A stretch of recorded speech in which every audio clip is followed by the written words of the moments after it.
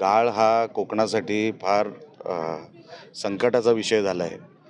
हे मी माझ्या पहिल्या अभिभाषणामध्ये जेव्हा महामहिम राज्यपालांच्या अभिभाषणावर चर्चा होती तेव्हाही मांडलेलं आहे.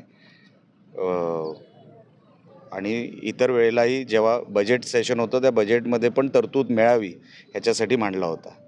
जानेवारीमध्ये सिंधुदुर्ग जिल्ह्याचे पालकमंत्री नितेश राणे यांनी मीटिंग बोलवली या विषयासंदर्भात आणि त्या मीटिंगमध्ये ठरलं की जे क्रिटिकल स्पॉट आहेत त्या स्पॉटवर आपल्याला पहिलं काम करणं गरजेचं आहे. त्याच्यासाठी नाम फाउंडेशन पुढे आली.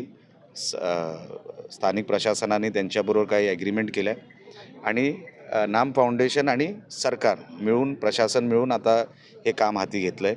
रॉयल्टी फ्री काम आहे. म्हणजे असं काय नाही की सरकारला ह्याच्यातून काहीतरी कमवण्यासाठी एक नवीन साधन तयार केलं असं काय नाही. रॉयल्टी फ्री आपण इथे काम सुरू केलेलं आहे.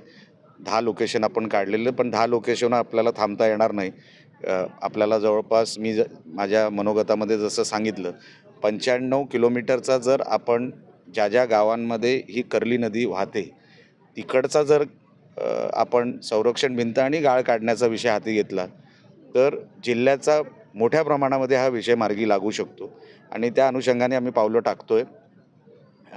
पालकमंत्री आणि आम्ही सगळे आणि आमचे खासदार साहेब राणेसाहेब त्यांनाही सांगून केंद्र सरकारातून डिसिल्टिंग ह्या हेडखाली वर्ल्ड बँक असेल किंवा भारत सरकार असेल मोठ्या प्रमाणामध्ये पैसे ॲलोकेट करतं देतं तर त्यांच्या माध्यमातून पण जेवढी मदत आपल्याला केंद्र सरकारकडून इथे खेचता येईल तो प्रयत्न आमचा आहे आणि आज त्याची सुरुवात झाली. त्यासाठी मी प्रशासनाचं पालकमंत्र्यांचं खासदार साहेबांचं मनापासून अभिनंदन करतो.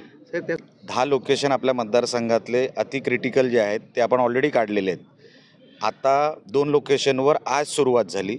येणाऱ्या आठवड्याभरात 10 दिवसात त्या लोकेशनवर आपण काम सुरू करणार आहोत.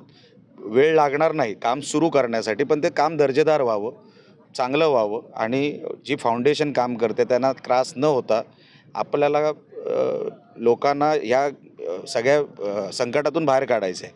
त्याच्यासाठी फक्त 10 लोकेशन जसं मी सांगितलं करून होणार नाही. मी शिवापूर ते देवबाग जो स्लोप मिळाला आहे आपल्याला जे ग्रॅव्हिटीमुळे ज्या काही गाळचा विषय तयार झाला आहे तो सगळाच मला काढून टाकायचा. फक्त मी ह्या 10 गावांपुरतं मी थांबणार नाही आहे.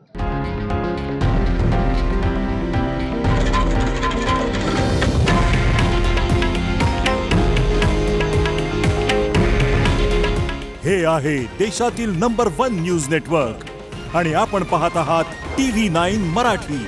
काळजी तुमची, हित महाराष्ट्राचं.